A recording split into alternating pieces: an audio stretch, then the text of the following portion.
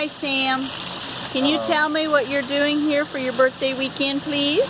I'm at Thermal City Gold Mine, and I'm laboring intensively with this water hose on a scoop of paydirt on one of these trommels. Now, with my birthday money, I got a reservation made to come over here to Thermal City, work hard like this, and process this paydirt. I've been here before. This is like my 5th trip. We've always done real good here. We've got a decent amount of gold each and every time. One of the guys that's worked here said a few weeks ago they pulled out about a 4-gram nugget. So we're not sure that we'll get a nugget that small, but who knows. That's why I like this whole prospecting thing. You never know what's going to turn up in the pan. So if you live in East Tennessee, North Georgia, or Western North Carolina, you got to look up Thermal City. About a half hour east of Asheville. So anyway, I'm here spending my birthday money trying to get some gold. By the way, gold is on the rise. It'll be over 2,000 an ounce very, very soon. So tell me what all you can do here at Thermal City. You can camp. You can get out in the river. There's a river just beyond those trees. You can get out in the river. You can dredge. You can high bank. You can primitive camping, RV hookup. They got a over there. They got a gem mine. You can bring the girlies or the children. They like to see those flashy, pretty gemstones, and they'll get you a bucket of concentrate, and you can go through them on their flume and pull you out some pretty gems. What kind of gems do they have here in North Carolina? They have Naturally. Jim Bob, they have Jim Bo, they have Jimmy Dean, they have a few gems, but they have it's a salted mix, which means they actually put the gemstones in the mix to make sure the kids can find something. The kids have a good. So it's a mix. It's not all native, but there is some amethyst. There is some probably some small emerald and apatite, stuff like that. So what we're doing here, we're just simply working the material, getting it to go down through here, kind of keeping all this wet. So you're flushing the sand and that out? Yeah, but you don't want to do it too much too soon, because the sluice down there will only process X amount of material.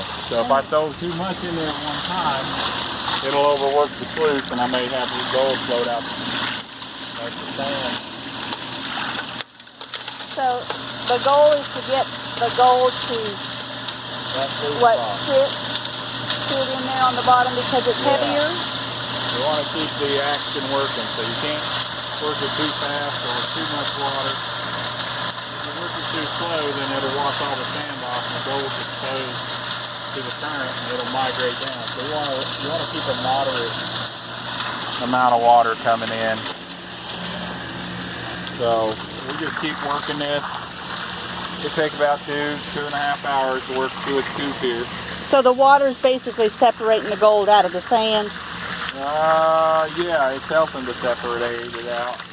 But keeping a steady flow of water going in down there and a steady flow of sand going down there will keep the material over the gold, let the gold sit down underneath it so the current doesn't apply force to gold and try to migrate it out of the box. Okay, give it time to sit on the bottom. Yeah, we want the gold to hit a little sand and go right through it to the bottom, then we want a little skim layer of sand to stay over that gold and keep working over that. So the gold is cushioned from the actual current, and it settles in the bottom of that sluice box, and it'll be there when we clean out. So you've actually found gold here at Thermal City? We found quite a bit of gold here.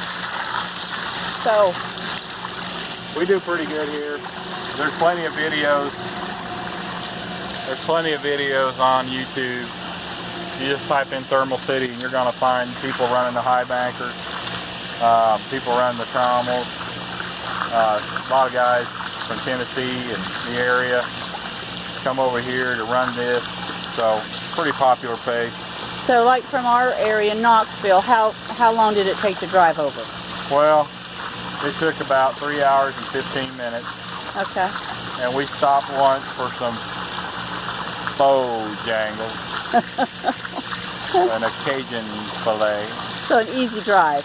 with some bow rounds, which are really good. Okay. So it's an easy drive. We stop once from Knoxville and still get here in 3.5 hours. They reserve the trommels either in the morning or the afternoon, so if you're not a morning person, you can get up around 9 and So you do need to call and reserve it to make sure one's available. Okay.